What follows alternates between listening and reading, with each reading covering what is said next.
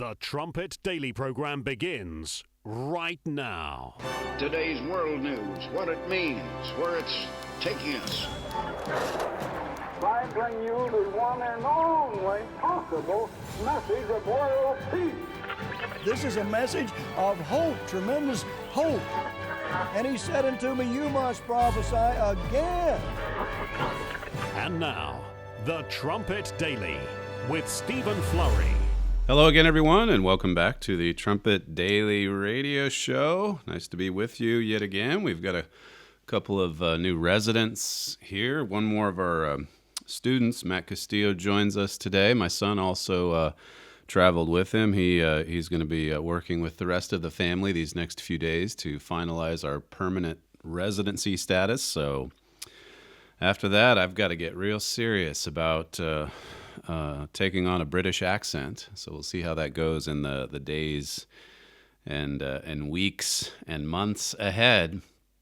Well, the next wave of COVID-19, I'm not sure. I guess the papers today talked about it being the second wave. I thought we were in the third wave.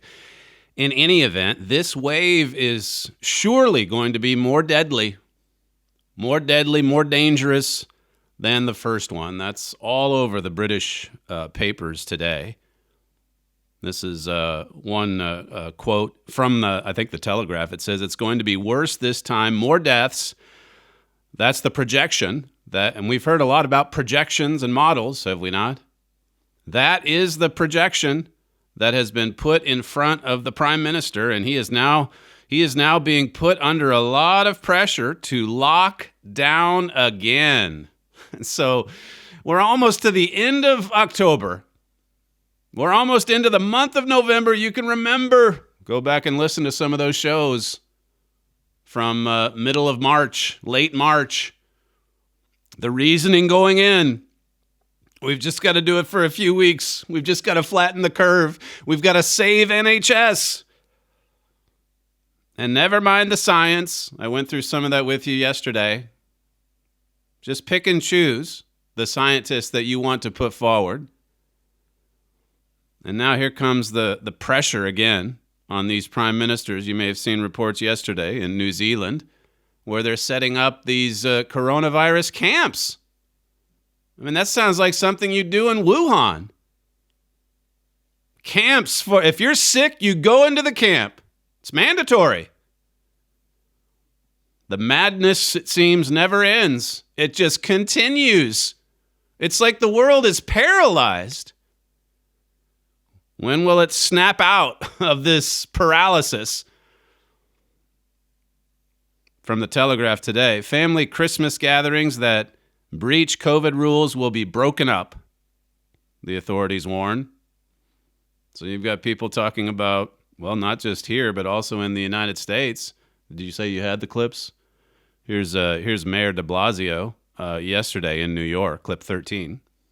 So, most importantly, I want to recommend to all New Yorkers, it's not business as usual. I hate to say it, but I have to urge all New Yorkers, do not travel out of state for the holidays.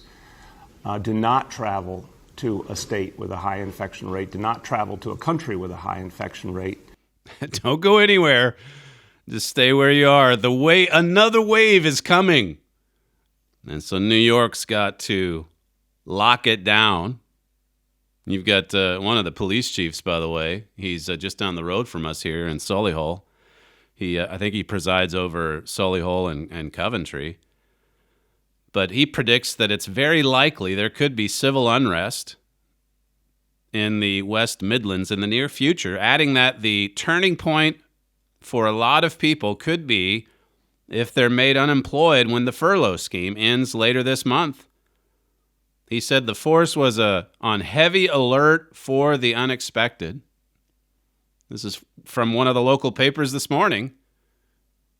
He's just looking at the public sentiment. And then the length of this self-imposed lockdown. We're sitting on a time bomb here, he said. We're getting very near the stage where you could see a considerable explosion of frustration and energy. Things are very on the edge. in a lot of communities, and it wouldn't take very much to spark off unrest, riots, and damage. It's just a ticking time bomb, he says. And you have the media playing their part, talking about all the super spreader events in the United States with Trump rallies and so on. The Philadelphia riots, that's okay. Taking to the streets, by tens of thousands taking to the streets. So long as the Dodgers win the World Series, that's okay. You can celebrate that. Face to face. Get right up close to one another. Lord Sumption, we've mentioned him before, played clips from him, I think. He gave a speech last night about how the UK government has handled this crisis. And he said that the lockdown has been the most significant interference with personal freedom in the history of our country. The most significant interference. He says we've never sought to do such a thing before, even in wartime. And even when faced with health crises far more serious than this one, we've never taken this kind of action. And yet the pressure is intense on Boris Johnson to lock it down again. Lord Sumption says the British public has not even begun to understand the seriousness of what is happening to our country. Many, perhaps most of them, don't care and won't care until it's too late. They instinctively feel that the end justifies the means, the motto of every totalitarian government which has ever been. One last quote that I'll give to you, because I just wanted to emphasize this following yesterday's show, where, remember, Solzhenitsyn talked about the decline of courage in our nations. Sumption says, historically, fear has always been the most potent instrument of the authoritarian state. This is what we're witnessing today. But the fault is not just in our government, it's in ourselves. Fear provokes strident demands for abrasive action, much of which is unhelpful or damaging. It promotes intolerant conformism. So here we are, even individually, as he says, we're just cowering in fear.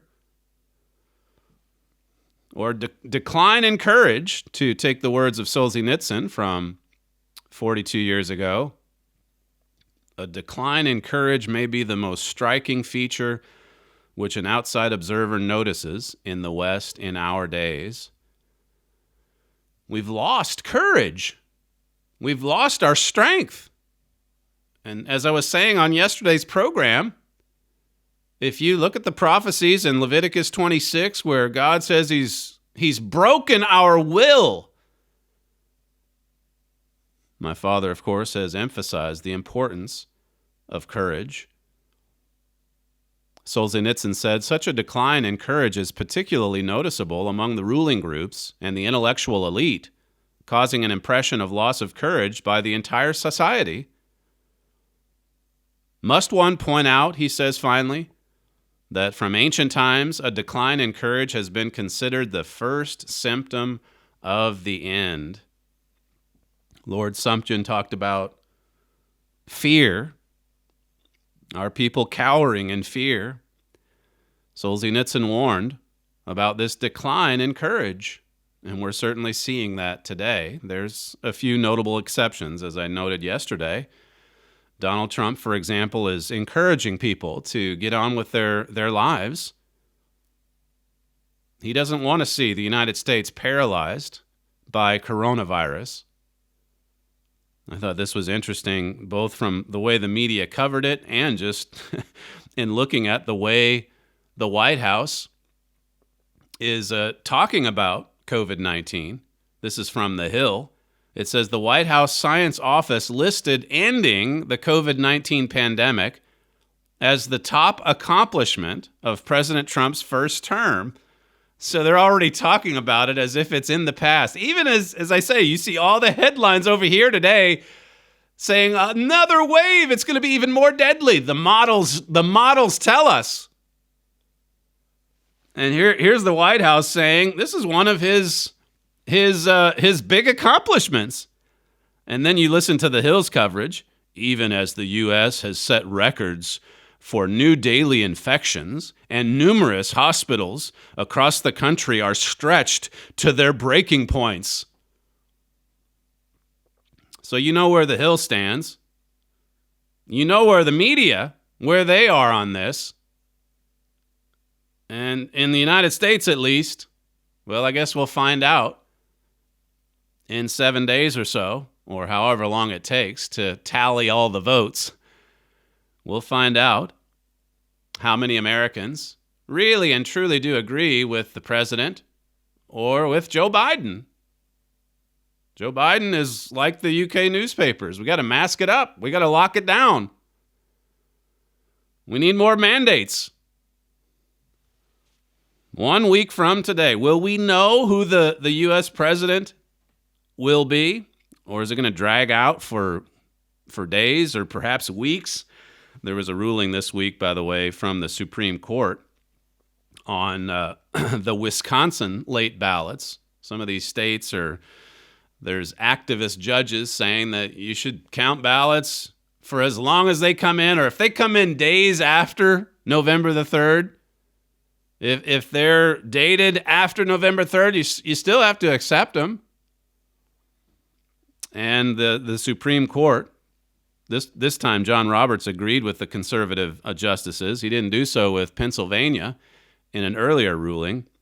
In any event, the Supremes ordered a stay on the Wisconsin Circuit Court ruling that the state cannot accept ballots past Election Day. As I say, there was this activist judge that ruled that the state must accept ballots that are turned in up to 6 days after the Election Day. 6 days late. And this one judge says you've got to, even though the rules established by the Wisconsin legislature, the rules state, no, it has to happen by Election Day. There's a deadline. So one judge says, nope, we've got to take in those late ballots. And a district court says no to that. And the Supreme Court backed up that lower court. So there you go. We'll see now if there's any action taken by the RNC in Pennsylvania. And it'll be interesting, I guess. Once you're sworn in, you go straight to work. So they've got the new justice there, Amy Coney Barrett, and now a pretty solid conservative majority, particularly if Roberts, although it's unclear why he voted one way with Pennsylvania and then basically took the opposite position with Wisconsin. But still, there's 5 others that are pretty solidly conservative. So we will see. Pennsylvania, I think, is probably one of the states that maybe is open for the most nefarious activity following the election next Tuesday evening. That said, it's been fascinating to watch that particular state, and we've had quite a few email exchanges around here just because President Trump's been there for multiple rallies.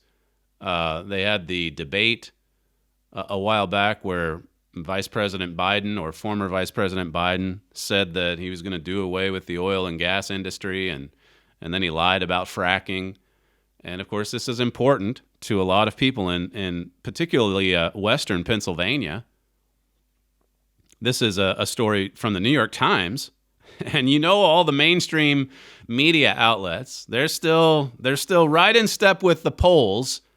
The polls have Biden way out in front, but there's also a few that are getting a little bit nervous. Well, what if this is a replay of 2016? Because he was way behind in the polls in 2016 as well.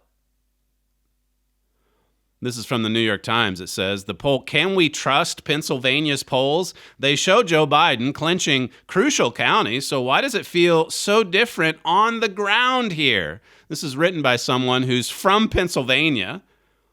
It says, polls show Mr. Biden leading by 5 to 13 points, but I grew up around here and am dubious. This place, the land of hoagies and Bradley Cooper and Rocky Balboa worship, and Tina Fey's cousin Karen accent has transmogrified into Trumplandia. It says he has so much more support than in 2016 because it's been 4 years of accomplishments. That's quoting a homemaker who's going to vote for Donald Trump. The Times says they were part of a caravan that had just encircled the Democrats' rally to say bye-bye to Biden and let his supporters know they were outnumbered. Pollsters say that suburban women are President Trump's kryptonite, that they've turned on him. At another Pennsylvania rally, the president pleaded, "Suburban women, will you please like me?" And really the press twisted that statement a bit. He wasn't begging. It was more of a joke. In any event, it says here, "I feel like that's wrong, the polling. We're the majority," said Jennifer Girard, a single mother working in consumer goods. Then it goes on to quote quite a few others. So can you trust the polls in Pennsylvania? Can you trust the polls, the national polls? The Economist yesterday, it said, right now our models think Joe Biden is very likely to beat Donald Trump in the Electoral College. And you know what the percentages are? 96% chance for Biden to win. And poor Donald Trump, he's only got a 4% chance of winning. That's the Economist. I have copied this link into a document for next week because I will be anxious to come back to it if the Economist ends up spectacularly wrong. 96%? This is from Politico. It says the president is scrambling. The challenger is not. It's a jarring role reversal. The president's the one scrambling. He's desperate. I guess they think Joe Biden is very presidential. It says Donald Trump is chasing every possible opening across the electoral map. Joe Biden is sitting on his lead, carefully surveying the landscape for states that might serve as insurance policies. It says further on, Biden is doing fewer and smaller events and even peering past the election toward governing. So they're all but ready for a Biden presidency. The Biden campaign, they're preparing for it. They keep putting a lid on the campaign, then they open the lid up a little bit after the president shames them, I guess, into making an appearance. He's just relentlessly going on about Biden in the basement. And so he's been coming out, and he was asked about his relatively light schedule, and you can tell it's a little bit of a sensitive subject for him. Here's clip 9. You kept a relatively light public schedule in the past few days. Can you give us a sense of how much you'll be traveling in the next few days, where you might be going? I just told you where I was going to be traveling, and by the way, I traveled the last few days, too. Are you going to Iowa, sir? I'm going to be going to Iowa, I'm going to Wisconsin, I'm going to Georgia, I'm going to Florida, and maybe other places as well. There's not been a day that hadn't been a 12-hour day yet. I'm not sure what that last statement means exactly, but here again, I think the Trump campaign would look at that and say, we're running circles around him. And he has been missing from action. And when he comes out, there have been plenty of gaffes. There have been plenty of statements where he loses his train of thought, like this particular instance on Monday, clip 10. Here's the deal. One of the things that is important is that keep in mind, although they're going to vote on Barrett, I think today. So he loses his train of thought, and his handlers come along and say, all right, keep moving, off to lunch, let's do it, let's go. That was just from Monday, the vote that he mentioned there on Barrett, that I believe was Monday night. But then he comes out, as I say, yesterday he went to Georgia for this campaign event, and again, whoever staged this, it just looks pretty pathetic. Here's clip 11.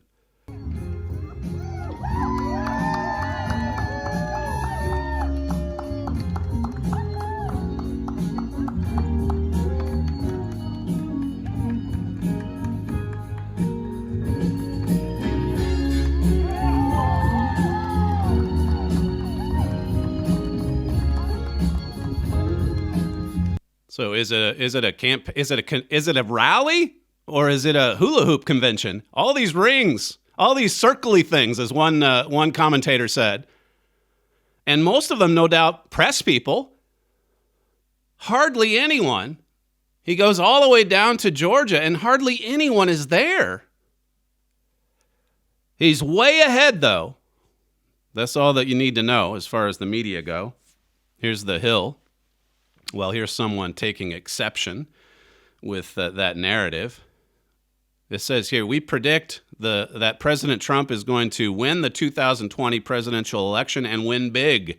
While the majority of polls suggest the Democratic presidential nominee Joe Biden is leading, or at best that it's close, those polls suffer from at least three problems. And then it goes on and talks about the problems, the way they ask the questions, the way that some people just want to kind of say something to someone else on the other end of the line that might be more accepted, that might be received better. Well, as I've said in recent programs, going back to the one we had on Monday, you look at the picture, even though they're carefully framed, as I said, still you can see the level of support.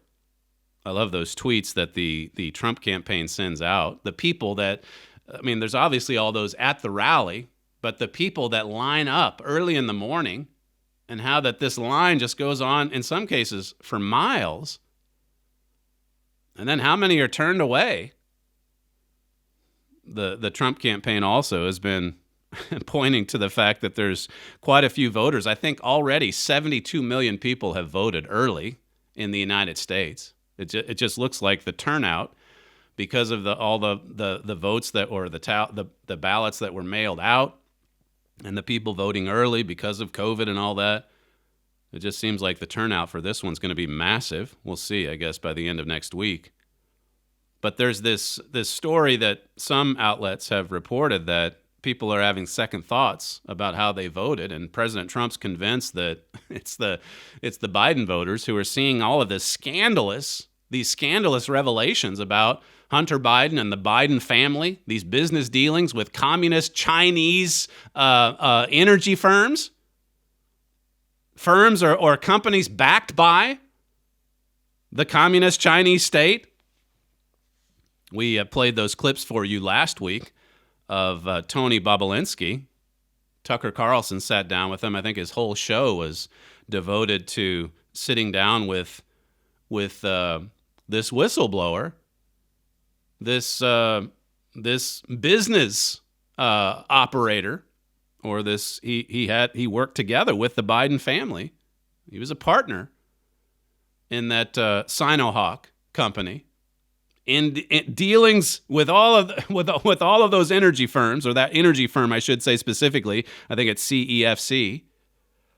In any event, Tucker's asking him about why he came forward, and Bobulinski said, what made me come forward is when Adam Schiff and others came out and said, after the laptop was discovered, that this is all Russian disinformation. And Bobulinski didn't like having his name, his family, associated with some kind of Russian attack. He's like, it is what it is. The contents on the laptop, they are there. The emails, I've been a part of a lot of these email exchanges. It's real. It actually happened. You'll see in this first clip the statement that Adam Schiff makes about it being, a Russian disinformation campaign. And then you'll hear Bobulinski's response, clip one.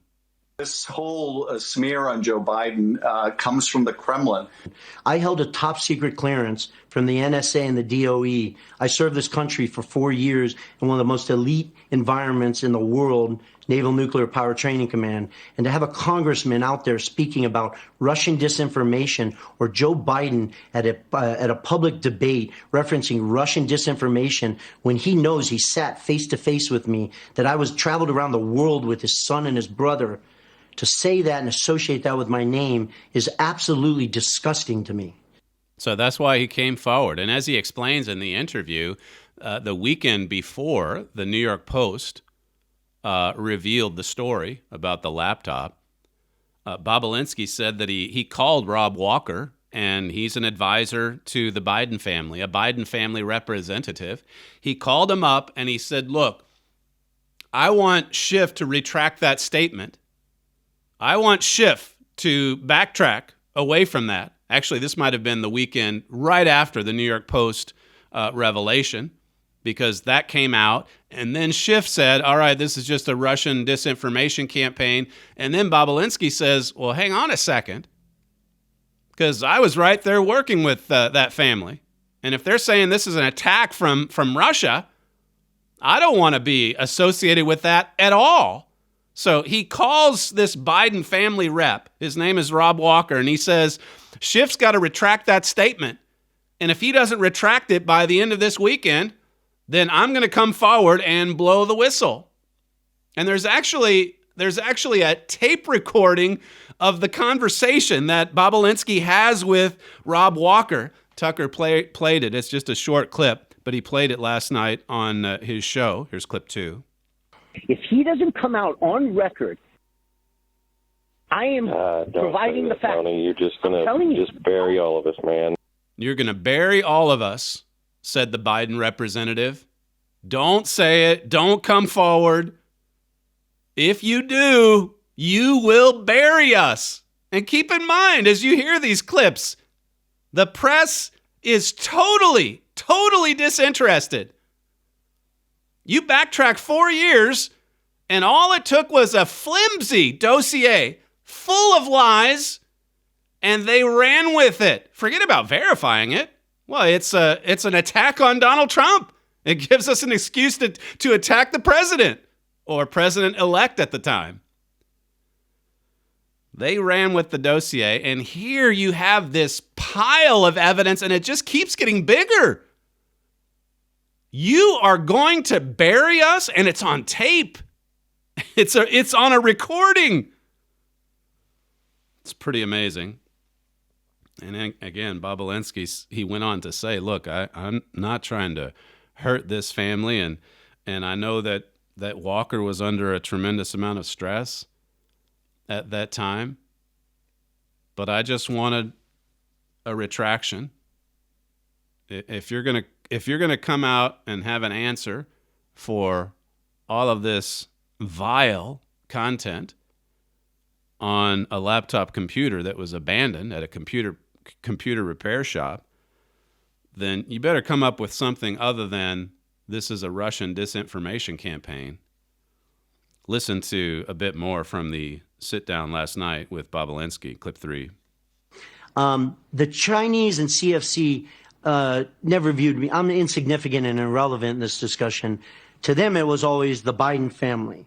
It wasn't Hunter Biden. It wasn't Jim Biden. It was the Biden family, who's obviously led and operated by Joe Biden. And in a document that you guys have, and I think it's been provided to the world, the Chinese referenced that because of their trust in the Biden family, that Chairman Yi and Director Zhang are excited about moving forward in this. And in that document, they reference loaning $5 million to the BD family. Right. The BD family is the Biden family. And notice they didn't say we're loaning that money to Oneida Holdings, or we're loaning that money to Tony Bobulinski, or we're loaning that money to James Gilliar or Rob Walker. They, once again, not a document generated by me, a document generated by CFC, that they're loaning that money to the Biden family. A document, and it's in the hands of those Fox reporters. The loan, millions of dollars we're talking about, to the Biden family.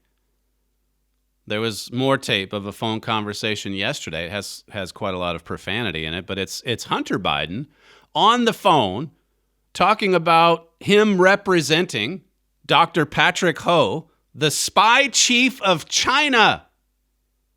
His firm representing the spy chief of China. And the media yawn. And the media look at that and say, well, there's no way the family could in any way be compromised. There's no way. There's no way the Chinese Communist government could use this as leverage should Vice President Biden win the presidency. There's no way they could blackmail the Biden family. It's already happened. It's already happened. We're talking about massive amounts of money laundering and influence peddling, this pay-for-play scheme This is not just unethical behavior. These are crimes that have been committed. And the media would have you say, or believe rather, that here's the front runner. He's going to be president.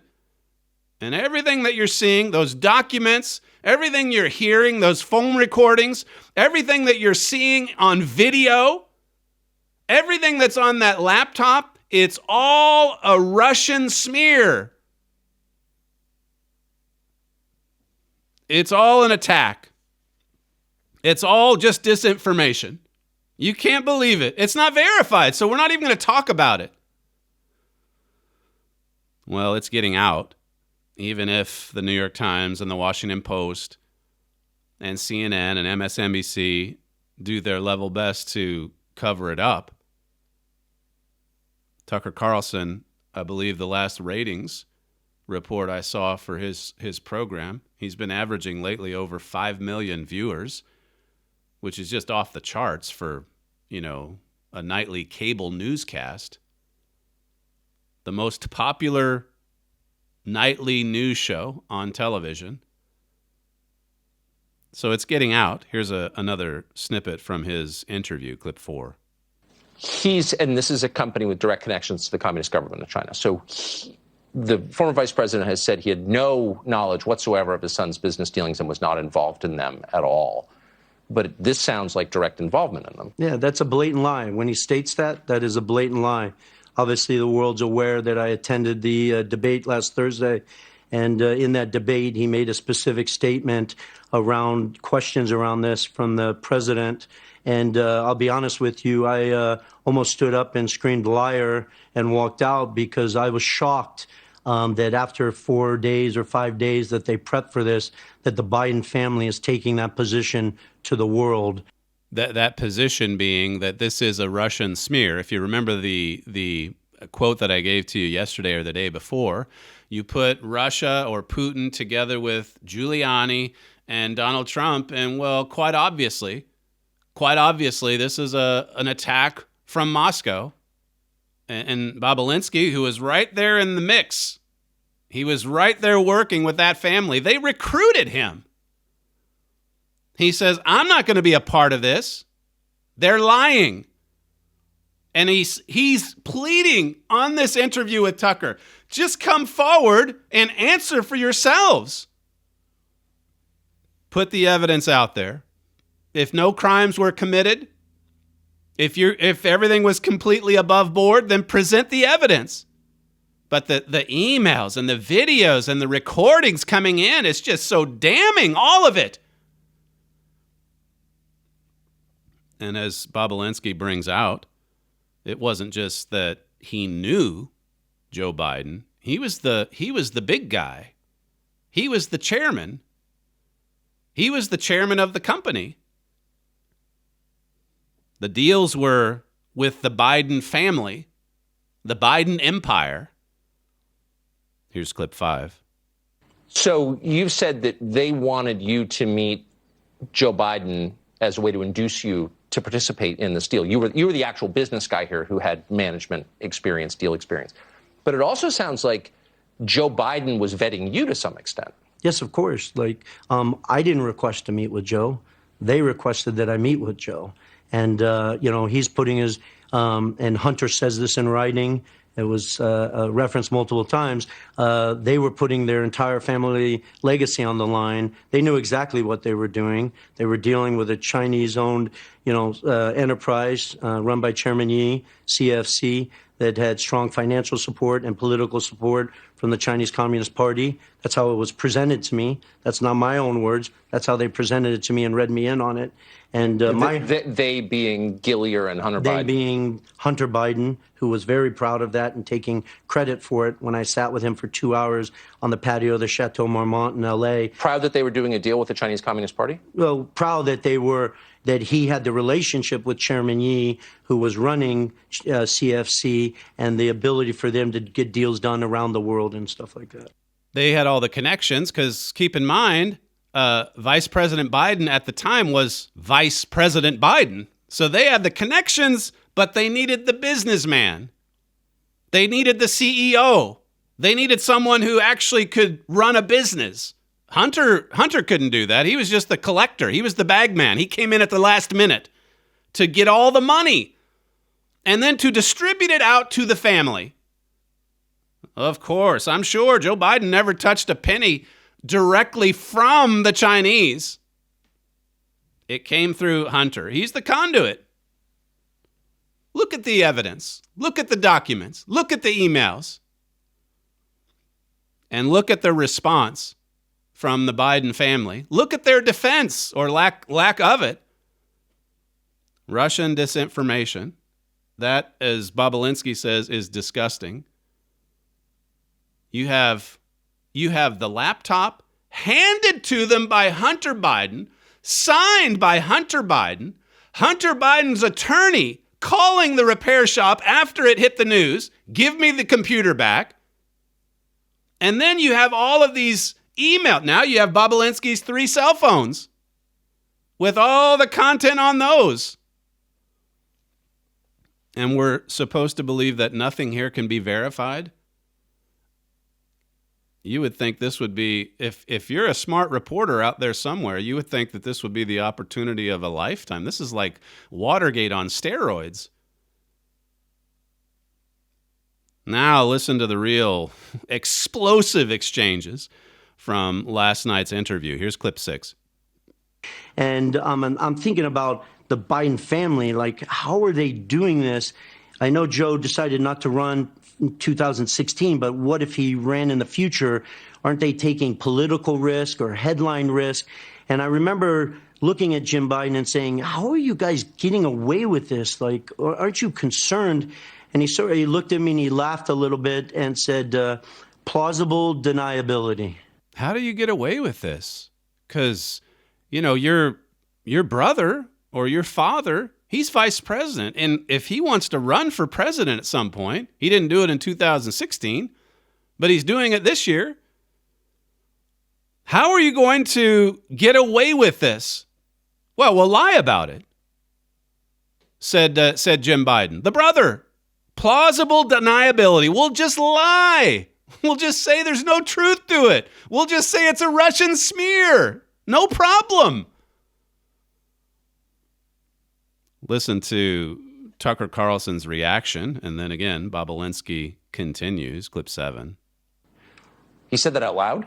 Yes, he said it directly to me, one-on-one in a cabana at the Peninsula Hotel after about a hour and a half, 2-hour meeting, with me asking out of concern, how are you guys doing this? Aren't you concerned that you're going to put your brother's, future presidential campaign at risk? The Chinese, the stuff that you guys have been doing already in 2015 and 2016 around the world. And I just can almost picture his face where he sort of chuckles and says, plausible deniability. So he said, this is a man who's been drafting off his brother's political career for almost 50 years. He said to your face, essentially, we're lying about it. Anyone watching this interview can look up what plausible deniability means, and the definition is very distinct. Yes, it's pretty distinct. We're lying. We'll lie about it. Now, you compare that testimony, if we can call it that, with the defense. They had 4 or 5 days, and then we learned. The media they were putting it out there. This is an attack from Russia. How do you know? We don't have the evidence, but boy, it sure has the signs of being a Russian disinformation attack, said John Brennan. They signed that document. They lied. And then, and what really got under Bobulinski's skin, because he worked with them, is they had 5 days. They had 5 days or so to come up with a response. How do you explain yourselves? And Joe Biden just took what the media fed him with and said during that debate that this is an attack from Russia. And that's the statement that nearly made Bobulinski stand up and say, you're a liar. Listen to Tucker Carlson. This is the last clip as he asks him, well, how do you feel like that this impacts his ability to lead as a president should he be elected next week? Clip 8. If Joe Biden is elected president, which could very well happen, how does this constrain his ability to deal with China? Are you asking for my personal opinion? I'm asking for your opinion as someone who's worked with the Chinese. So I think Joe Biden and the Biden family are compromised. Obviously, I've referenced that I held a Q clearance. You're briefed on compromise and, who you're able to talk with and deal and do business with. And I just don't see, given the history here and the facts, how Joe can't be influenced in some manner based on the history that they have here with CFC and stuff like that. Of course, he's compromised. You can look back at the Trump campaigns playing ads, where Mr. Biden's just praising the Chinese over and over and over again. He has been bought by the communist Chinese government. He's been paid off. He's already compromised. These are crimes that, as I've said over the past week, crimes where people should be serving a long time in prison, in jail. But they get away with it. They keep getting away with it. The Clinton Foundation got away with it. The Biden family got away with it, continues to get away with it. And nothing is ever done. Donald Trump Jr., he tweeted out last night, I presume this was after he viewed that interview. He said the evidence of corruption against Joe Biden is 100,000 times stronger than anything they fabricated on me and my family. And we went through 3 years of lies and you know what because of it. It's time to show there's equal justice under the law and investigate. Well, we'll see. We'll see what happens with him and his family, the Biden family, and we'll certainly see what happens with the U.S. presidential election in less than a week. You're listening to Stephen Flurry, and this is the Trumpet Daily Radio Show. If you'd like to email the program, you can send comments to td@kpcg.fm. We'll be right back.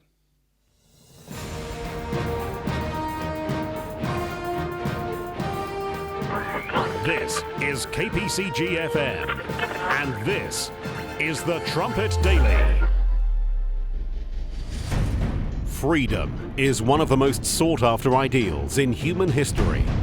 Man's search for freedom has taken him into the fiercest of protests, struggles, revolutions, civil wars, and even world wars. Today, in the midst of free societies, many continue to fight for what they perceive as ever greater freedoms. And yet, many of these same people are actively fighting against law. Few people understand that this war against law actually undermines true freedom. To learn more, request Gerald Flurry's booklet, No Freedom Without Law. In this free booklet, you will see what the Bible says about the latter-day spirit of rebellion and lawlessness that is now so common in our nations today. Also request America Under Attack. In this booklet, you will learn more about the spirit behind this attack on law. You'll see where this is leading.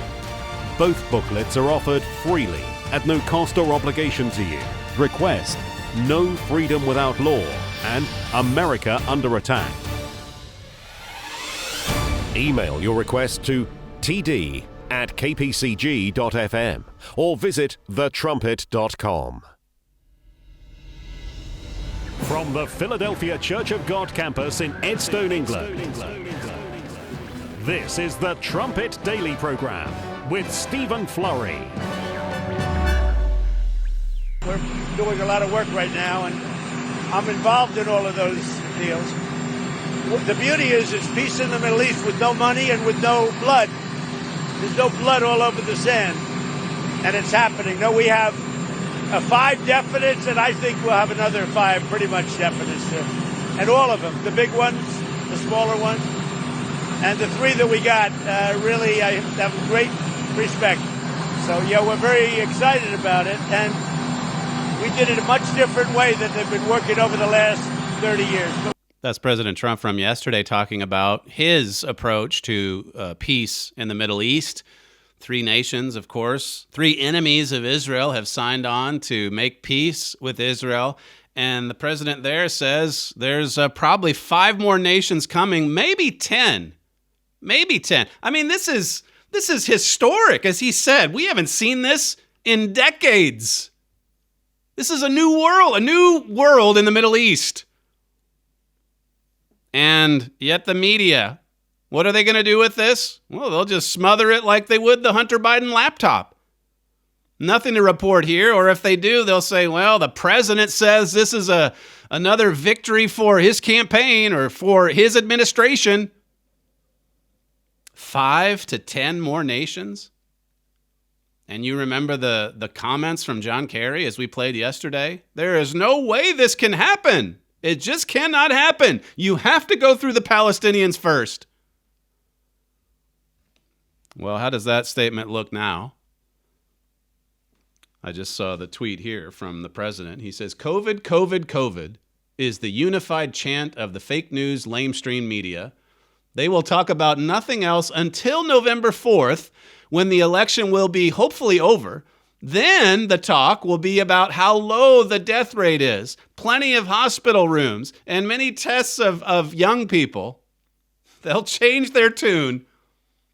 They'll pivot on a dime. It's no problem for them to do that. Look at how they can focus on one thing one day and then ignore it the next.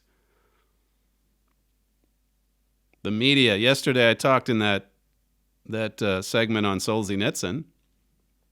I gave to you his quote from 1978, what he said about the media, about their coverage, about what motivates them. He says, hastiness and superficiality, this is Solzhenitsyn, these are the psychic diseases of the 20th century, and more than anywhere else, this is manifested in the press. In-depth analysis of a problem is anathema to the press. It is contrary to its nature. The press merely picks out sensational formulas. They just pick it out, and of course it's got to fit in with their worldview, their agenda, and then they trumpet it. I just saw a tweet right underneath the one I just read. Biden is up 17 points in a new Wisconsin poll. 17 points in Wisconsin. He has no chance in Wisconsin, evidently. Who can believe this kind of thing? And it's happened just 4 years ago. They made complete fools of themselves. 17 points. Wow. I'm surprised the president's even campaigning anymore. It says here from Solzhenitsyn's speech, such as it is, however, the press has become the greatest power within Western countries, exceeding that of the legislature, the executive, and the judiciary. Well, you remember what he said. I gave it to you yesterday. They have all of this power, and none of them are elected. None of them. And none of them are corrected either. We could add that. If they're proven wrong, they will not come back and apologize for it. They just dust themselves off and move on. What was it that Nate, did I even give you that at the beginning? I thought I had that tweet from Nate Silverman. He's the guy that runs the 538 website. He's, I guess, known for all the predictions that he makes. And yet you look at what happened in 2016 and you look at what's probably going to happen again this year. Well, I can't find it. In any event, he said, I mean, at this point, He said at this point, if Donald Trump somehow wins, I mean, the polling's just going to have to be way off, even more so than it was in 2016, or he somehow has to cheat to get the victory. I mean, they're already setting people up. You can almost see how they're going to react. If Donald Trump does win, they're going to come right out and say, well, that was impossible. That's impossible. So he must have cheated. And then maybe they'll come forward with the Russian thing again. It's worked for them before. Even when it's proven to be false, they still go with it. Well, what's behind this laptop? You mean you have Hunter Biden himself dropping off a computer and then not retrieving it, and then Hunter Biden's lawyer calling the computer shop saying, give me the computer, and this is a Russian attack? So Russia sent Hunter? Russia sent the lawyer of Hunter to call the shop? And what about Bobulinski? I guess he's a Russian agent as well. This is why he came forward. It's got to stop, he said. Russia went on for 3 years. And so here it is, their favorite excuse. Must be the Russians. What did they say when Mitt Romney in 2012 considered Russia a threat? Obama just ridiculed him to his face.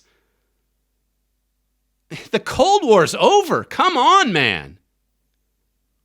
That was just 2012. Wasn't that long ago. They'll talk about, remember him leaning over saying to Medvedev, just give me a little more time after the election. I'll have a lot more flexibility. And I mentioned the tweet from NBC News the other day. Oh, they're trumpeting that because Putin said, hey, there was no corruption in the business dealings between Moscow and the Biden family. So now Putin's on their side. When he's on their side, he's a little bit of an adversary, but he's not really the most dangerous threat we're facing. But if the tables are reversed, this is the media today. They have more power than even government leaders. My father said this. This is from his 1998 piece about the Solzhenitsyn speech. He said, "We are not truly ruled by those people we vote into office. The press has the greatest power, but this is a symptom of a far deeper problem. So we can't just say the press is there's the quote, the 1980s called, they want their foreign policy back." That's what Obama said to Romney. He said that in 2012. But in 2016, we were coming under attack.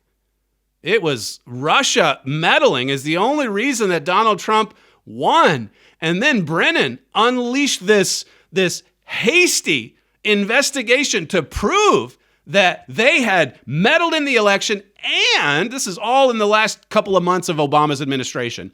And they not only meddled, they meddled in favor of the Trump administration. They helped Donald Trump to win. Donald Trump was compromised.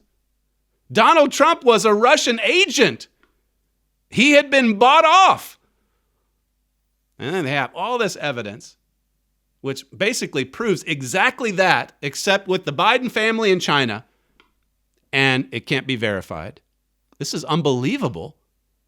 It's exactly, Herbert Armstrong used to say it, my father's talked about it, because we know the tactics of the devil. He is the accuser, as it says in Revelation 12. He accuses people, and what does he accuse them of? Of exactly what he is guilty of himself. And so that's what we see happening. Solzhenitsyn in that speech, I couldn't get to this yesterday, I ran out of time, but he went on to talk about our collapsing morals and how that we exalt the freedom to sin above all else. We've got to be free to do anything except leave our houses during COVID. But in any other instance, we've got to be free to indulge in any kind of sin. It says the defense of individual rights has reached such extremes as to make society as a whole defenseless, as to make society as a whole defenseless against certain individuals. It is time in the West to defend not so much human rights as human obligations. What about our obligations? What about our responsibilities? And isn't it amazing, even those human rights,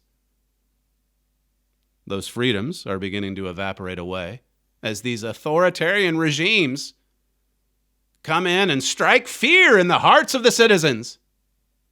Just do what we say. You either get tested or you're going into the camp.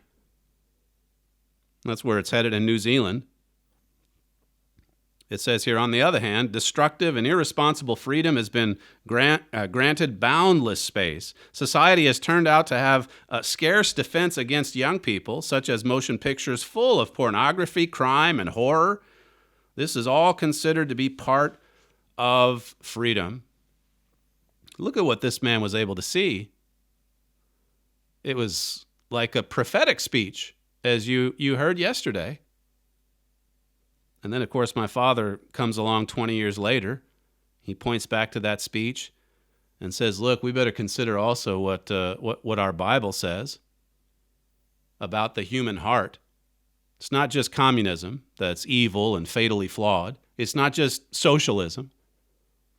It's not just the radical left, liberalism, progressivism. It's all of us. All of us. It's the plague of the human heart. Jeremiah 17:9. Jeremiah warned us. He warned us that the problem here is sin. The problem here is that deceitful human heart that is hostile to God, that is hostile to the laws of God. Romans 8 and verse 7 as well. My father said this in his 1998 piece. He has suffered as few have in this modern world, speaking of Solzhenitsyn, and he learned some profound lessons in the process. He learned some profound lessons, and my father related a lot of these in that 1998 piece, the speech that shocked America and Britain. I think you can still get to that on the trumpet.com website. I think it goes that far back. In any event, if not, we'll make sure that we make it available at thetrumpet.com. You're listening to Stephen Flurry, and this is the Trumpet Daily Radio Show. If you'd like to submit feedback, email us, td@kpcg.fm. Thank you for joining us today, and we'll see you tomorrow.